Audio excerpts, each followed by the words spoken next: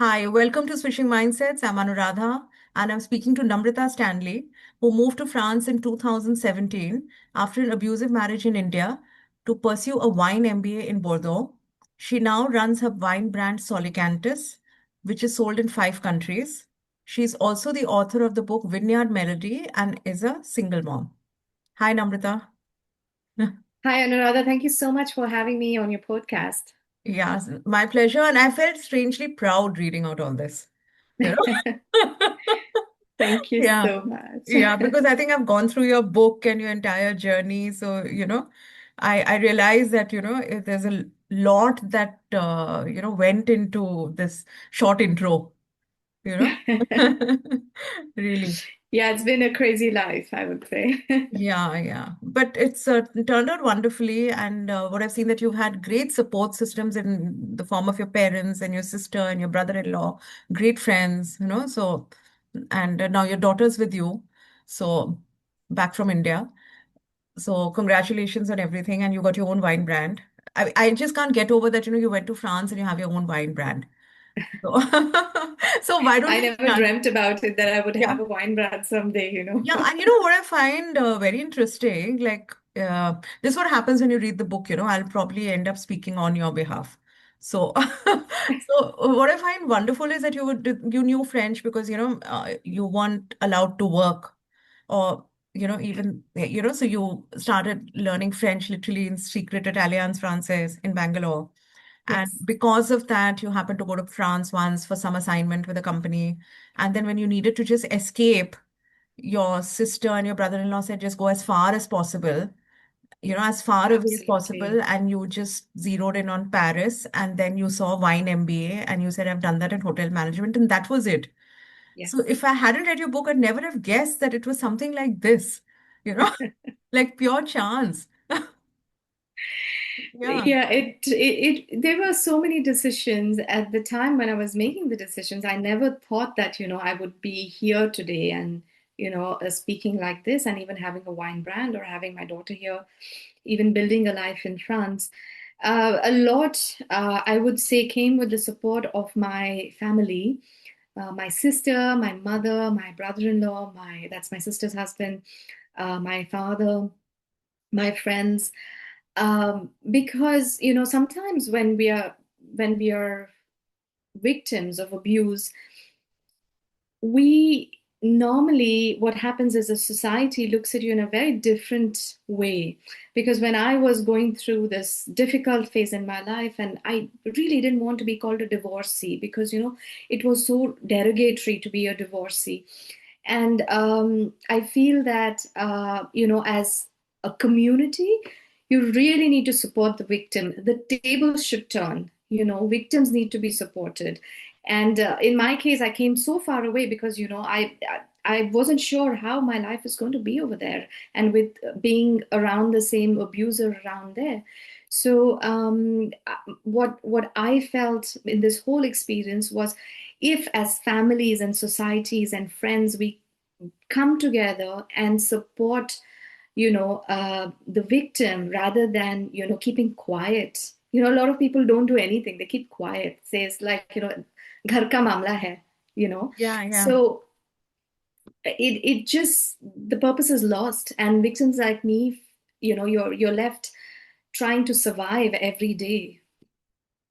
Yeah, just remembering from your book that when you tried to get a job, your husband had to sign a no Yeah. objection certificate. I'm so surprised in this day and age that really happens.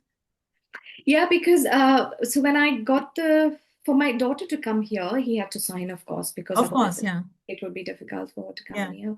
Which I understand some laws are in place to protect the child. Uh, but I also feel it's quite unreasonable. It has to be dealt with case to Yeah, case scenario. that's true. Uh, and when I had to leave India to come to France and work as an intern for the training, I had to get my husband's signature. And I think at that point of time, there was a travel agent who sent me the list of documents that was required. And I was actually shocked to find that, Yeah. my husband needed to sign. And since I was not an earning member, I had just joined the company and I didn't have, 3 years, 4 years of income tax paid. Yeah. So, of course, they were asking for husband signature. I don't know why, but, I think Yeah. it's not the practice anymore, but I'm not sure about it. Yeah. Yeah. I'm sure. But like, since we're talking about your support system, I'm just asking this question, early on in our interview, that even when you were going to get married and they said that you can't work and, you were I mean, basically, you were all poised to enter your career and start, but your parents told you that, look, this is a red flag. You don't have to get married, but you still went ahead. And throughout your marriage, you tried to walk out a few times. You had your sister support, you had your friends, you had your parents telling you, so I'm just saying, like, for all other women, I know there are many reasons, one stays, for the child, for a lot of things. You don't want to be a failure, you want to give another chance. But what but somebody like you, I'm saying, you had so much support, you were independent, I mean, at least in your thoughts and everything else, so what made you stay and what made you finally leave? I'm just saying this, because it might help other women. Absolutely. This is a very genuine question. Most of them ask the victims, and all the victims ourselves, we ask ourselves, Yeah, why the hell did we stay in this yeah, yeah, relationship?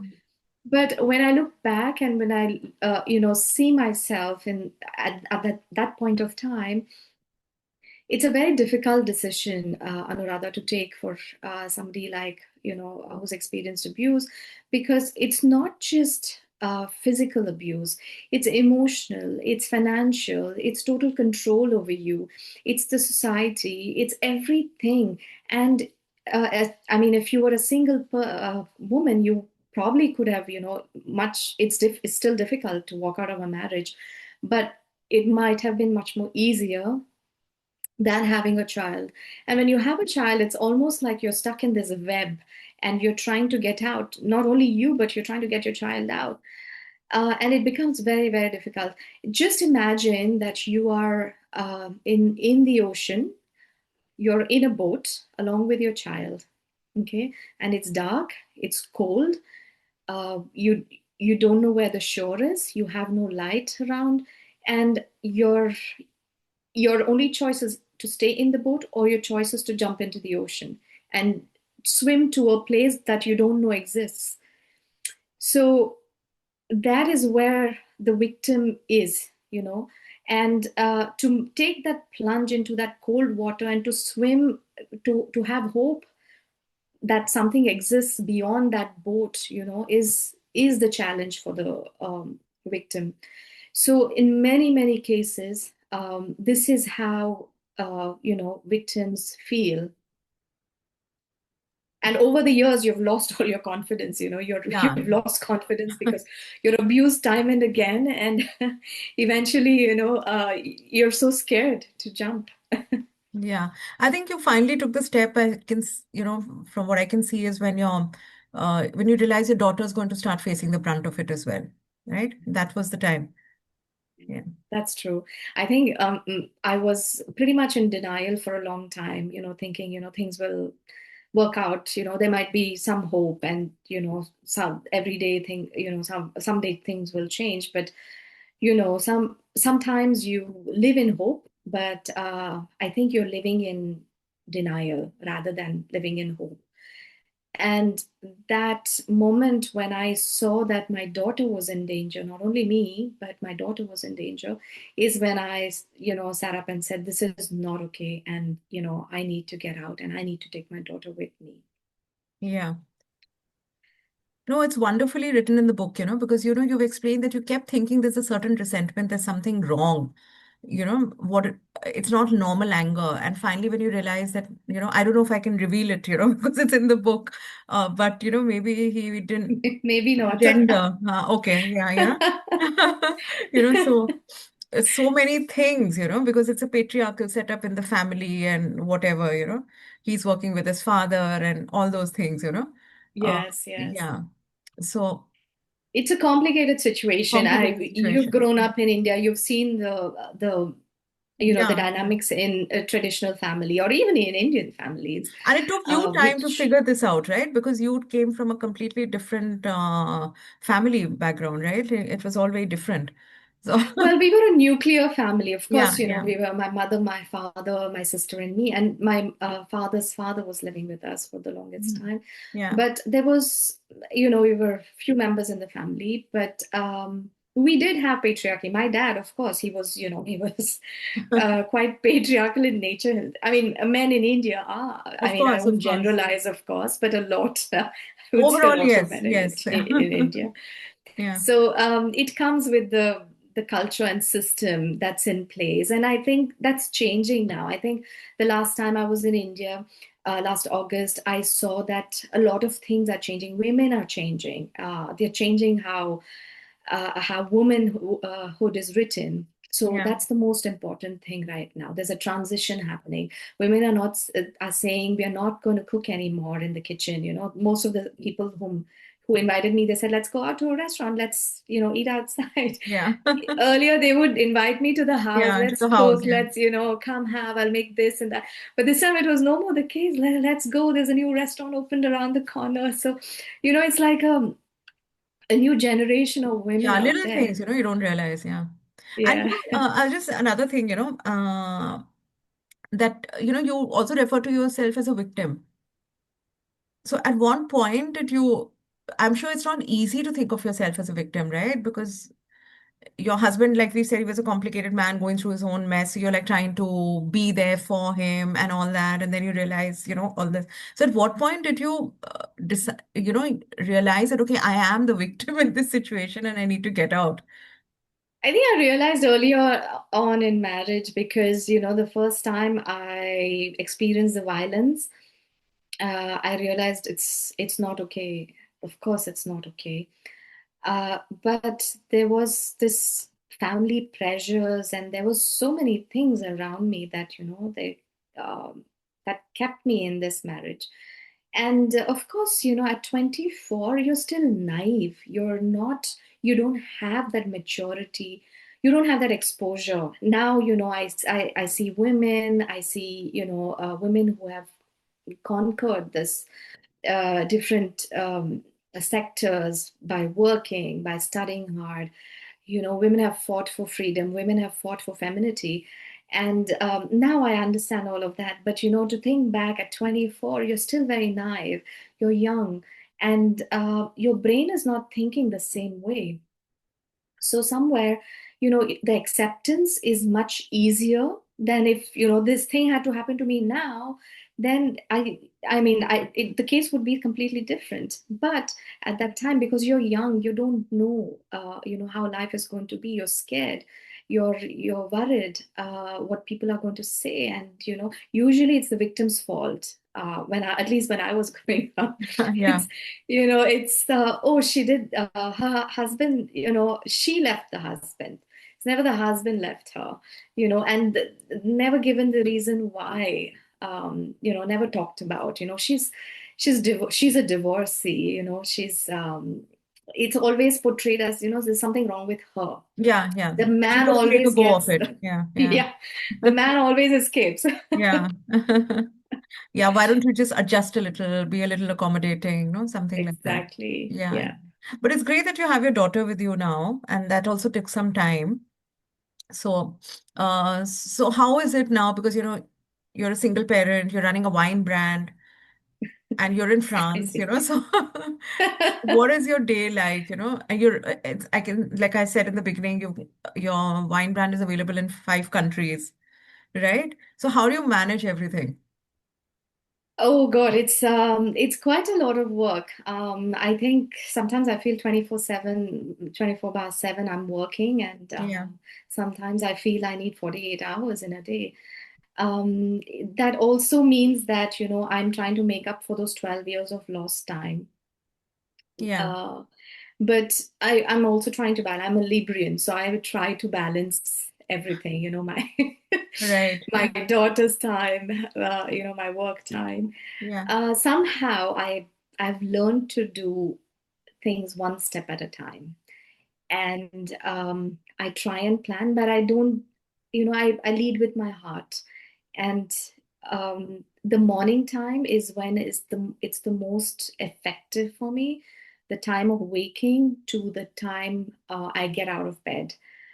My waking, I would have woken up much earlier, but I'm still in bed. My mind is much awake and brighter. And I'm thinking about the tasks of the day. I'm thinking about, so probably sometimes if I'm traveling, I'm organizing my travel in my head. And then I get up and then, I organize it on my computer or, on a piece of paper.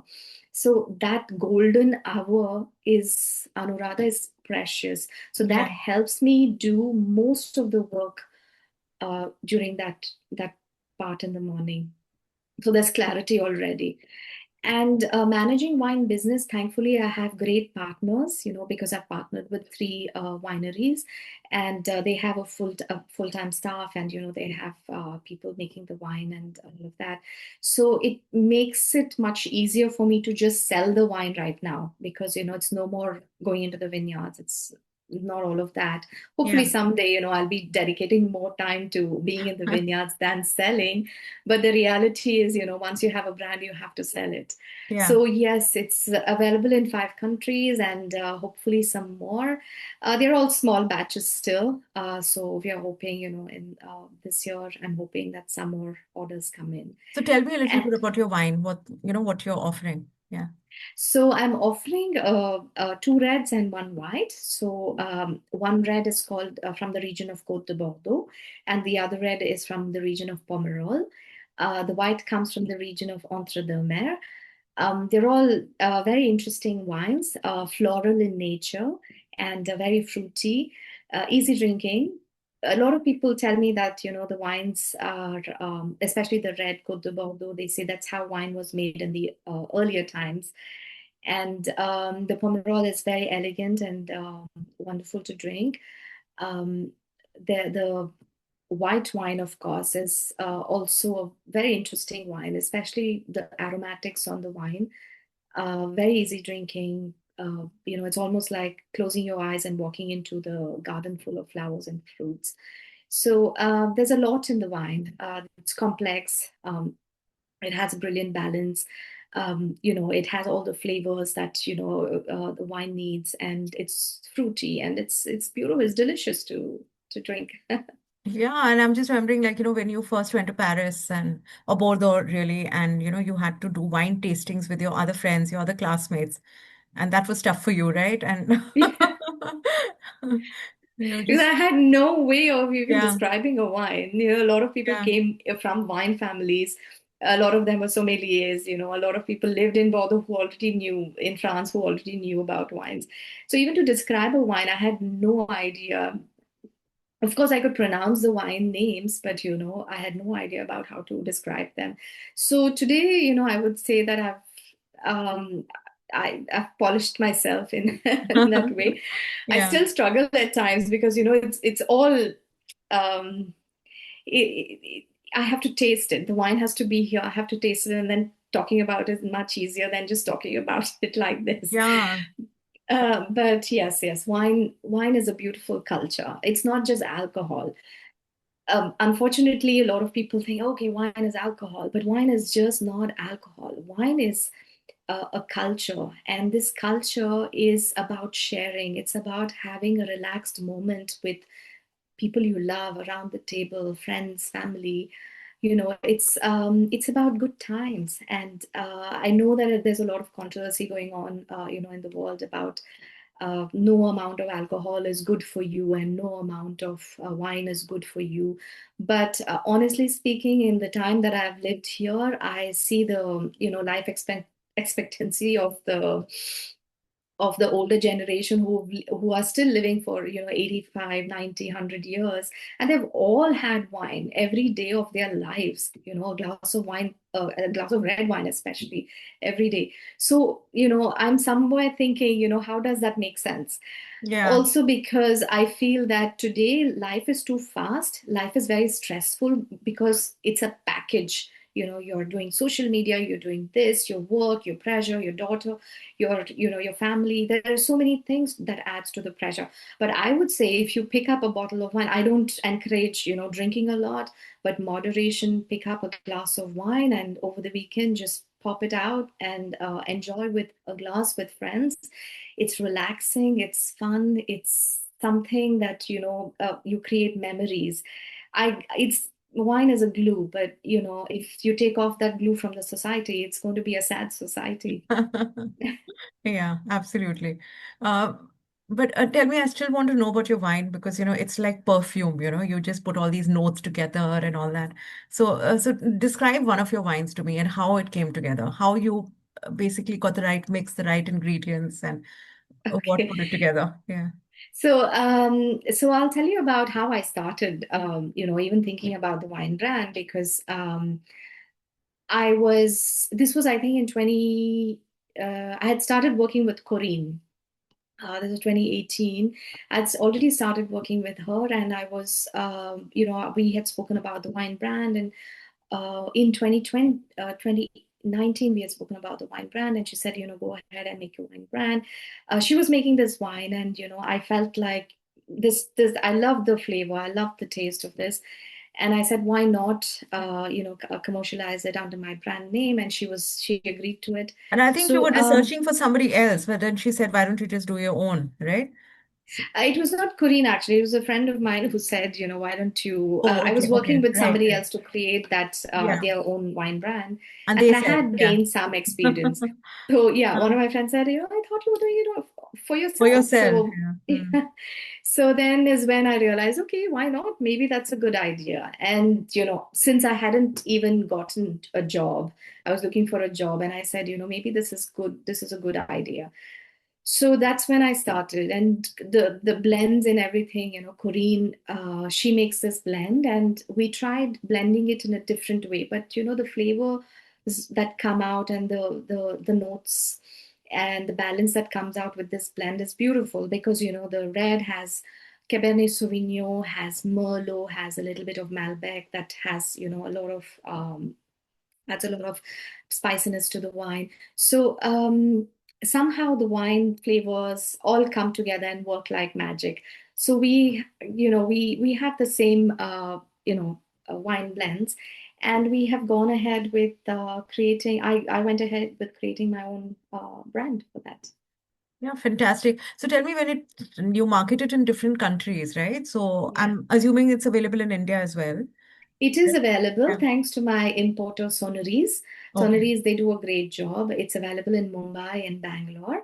And Bangalore, most stores, there's a place in Jayanagar which has my wines.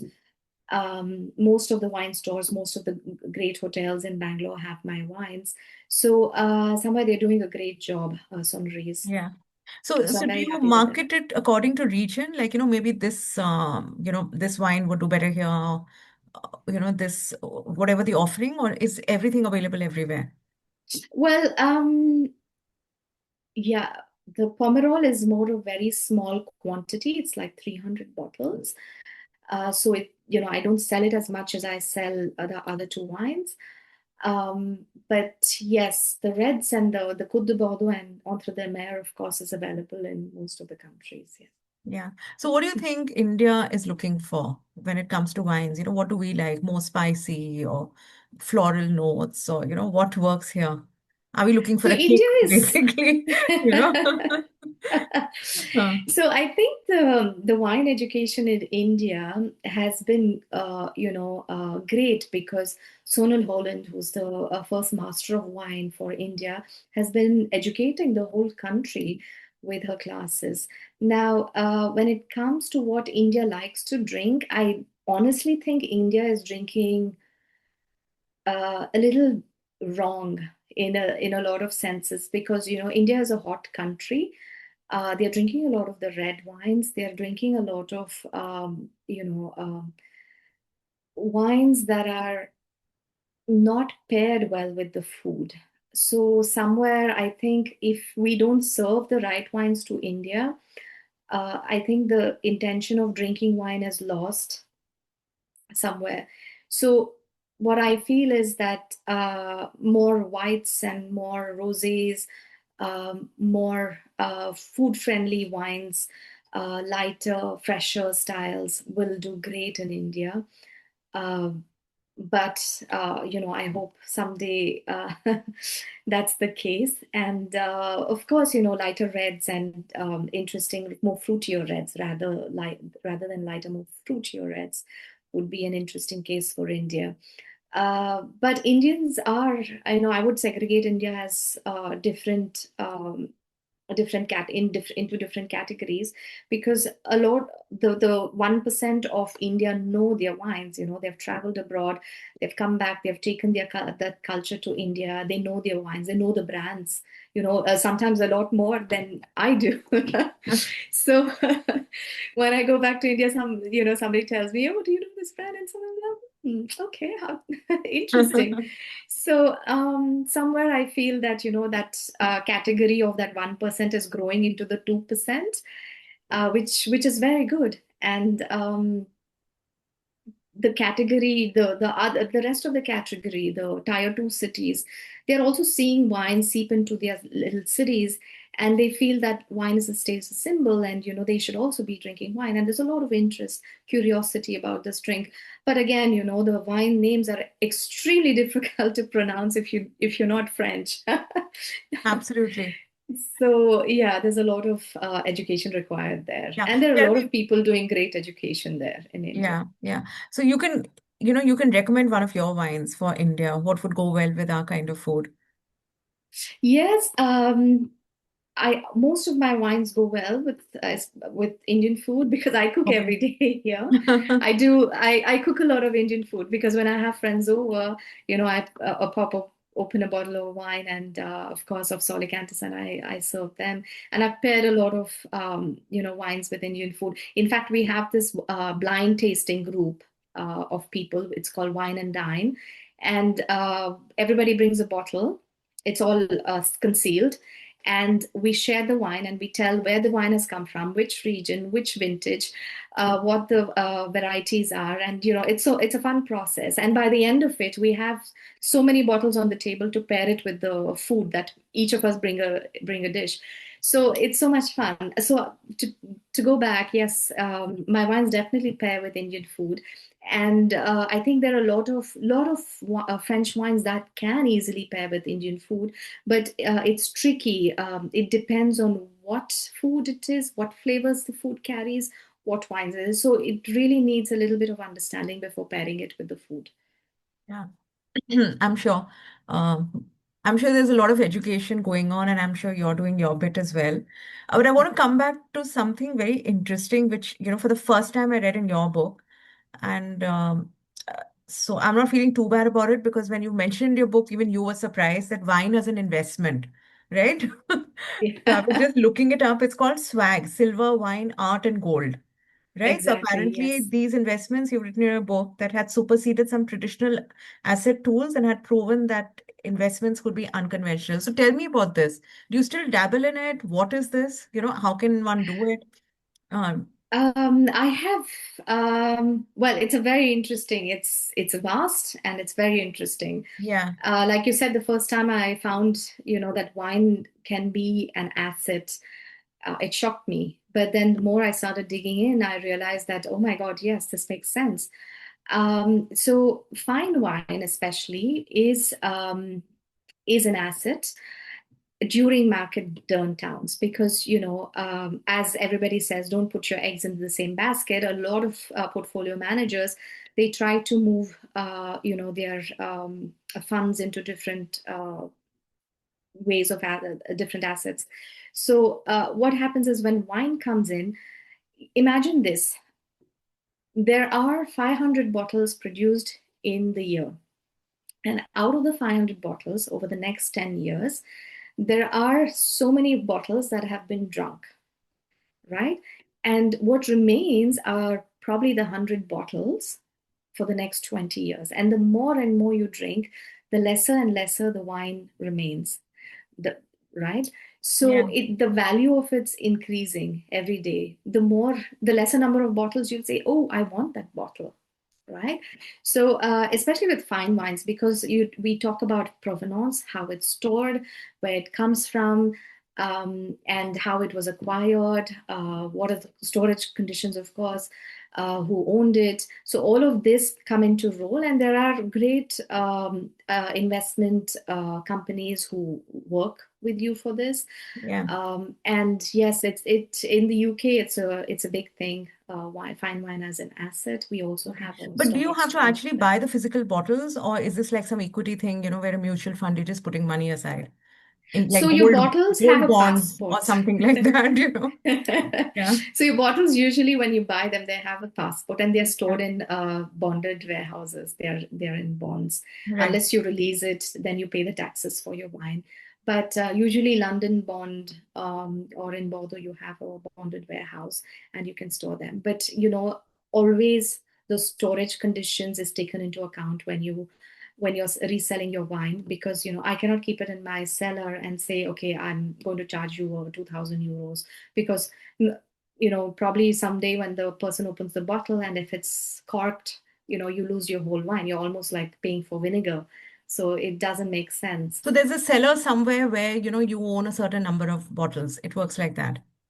So Hmm. let's say I'm investing in wine, so Yeah. I pick up, you have this, it's a complex system. I would make it easier. So Yeah. I'll go to a wine merchant and I say, I need so many bottles of wine. So, and the wine merchant says, okay, that's fine. So when the bottles are released, they will send it to the warehouse and it'll be stocked under your name. And when it's stocked in the warehouse, you have in the bonded warehouse, then, you have like a passport for your wine. And when you want to sell it, usually what people do is they sell three bottles and they hold three bottles. So it's like every 3 years you go back and review your wine stock.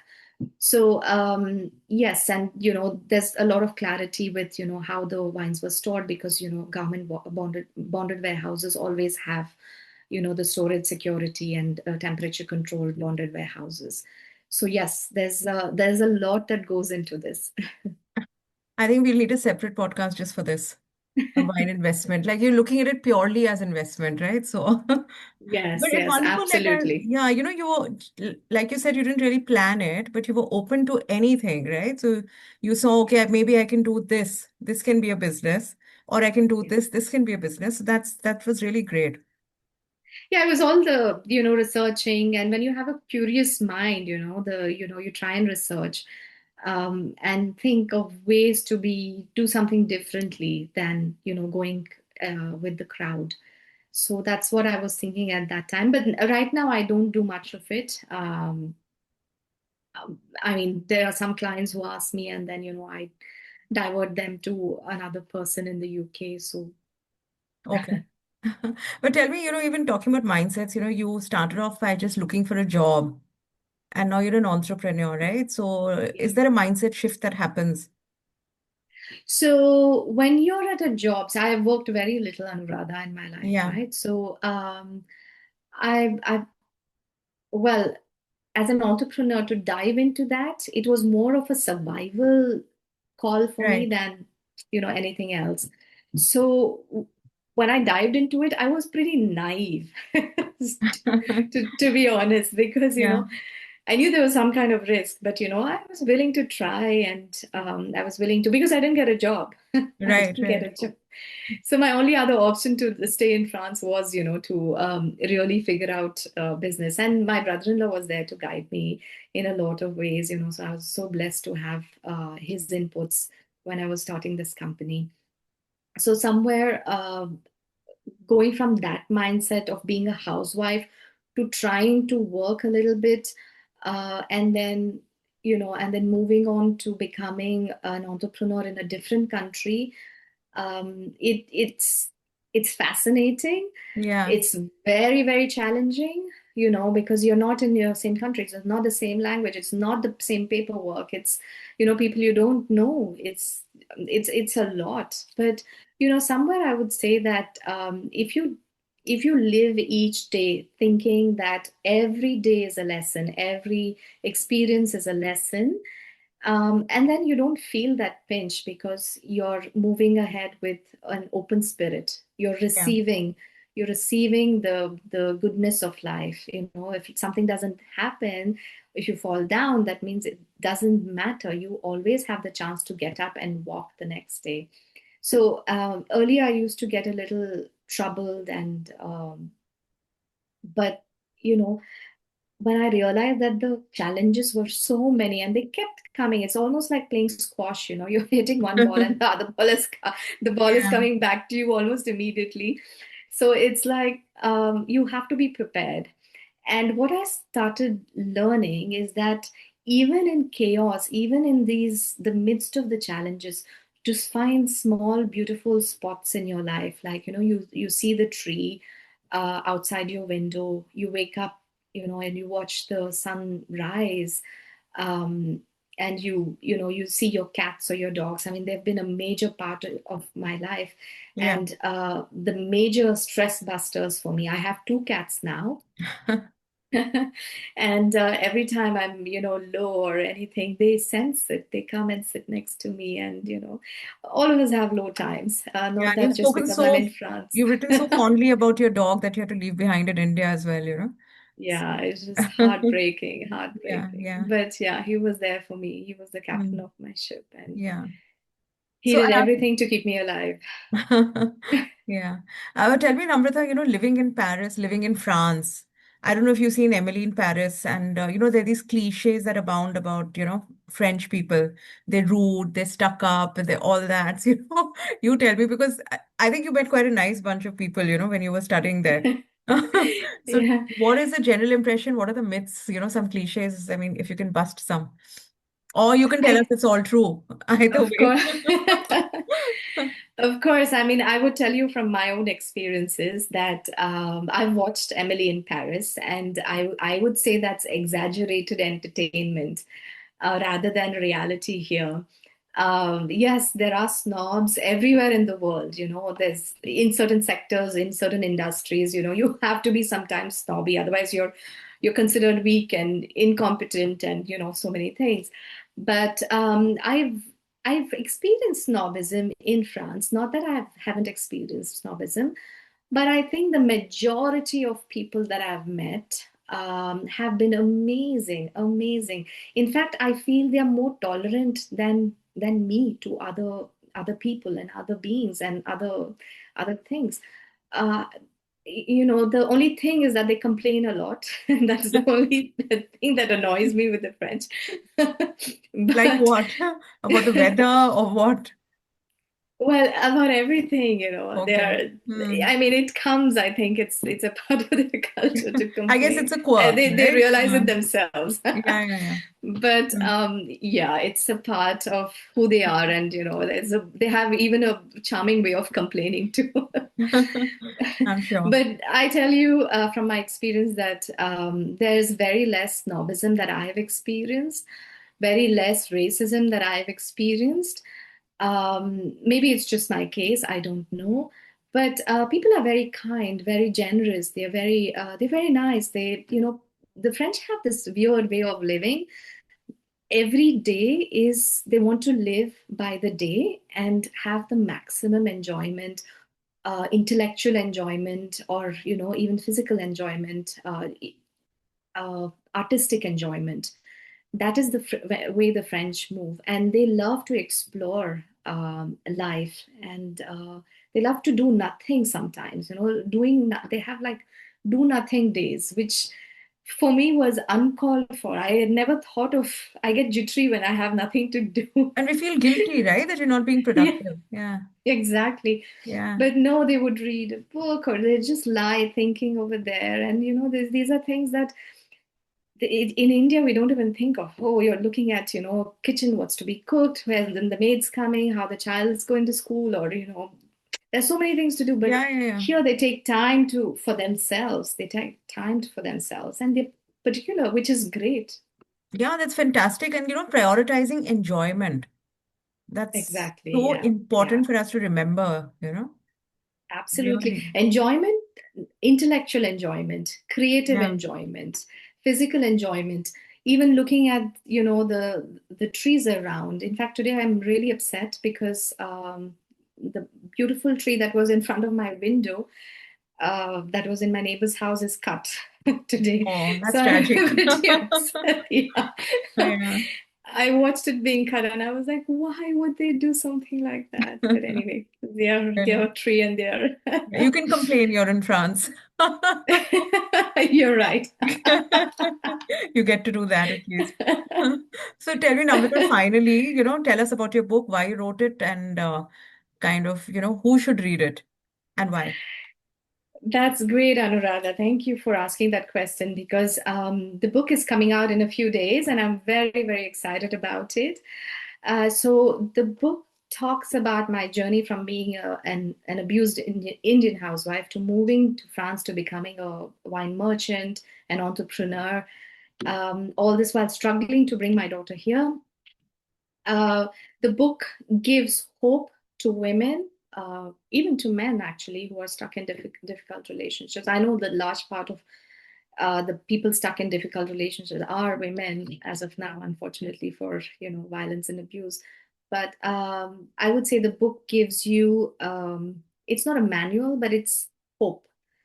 And if I wrote it, I took time to write it, not for myself, but for my daughter and all the women out there, uh, so that they can, you know, experience life in a different way, because they should know that, life can go on, rather than being stuck in this relationship. They need to take that one step and that will lead them to the freedom, to their true freedom. So I think this is what I want to give as a gift to the world, give to women, because it's important for them to realize that life can go on. But I don't want them to think that life can be beautiful without problems or without challenges. Your problems and challenges are going to be there forever, right, as human beings. But I'd love for them to understand that the freedom you get, but while you understand yourself, you explore yourself, your inner self, the strength that you have, the wants, the misconceptions that you have about yourself. These are something that, getting out from an abusive relationship helps you understand yourself and know yourself and treat yourself better. It's wonderful. It's a journey of self-discovery. Yeah, Absolutely. You said that right. that's wonderful. Thank you so much, and all the best for everything, for your company, for your book. Thank you, Anuradha. Thank you so much. It was such a pleasure talking to you, and you made it flow, the conversation. So thank you. I think because I feel like I know you, I've read your book, so and I hope others do too. Yeah. Oh God, what a lovely feeling that is.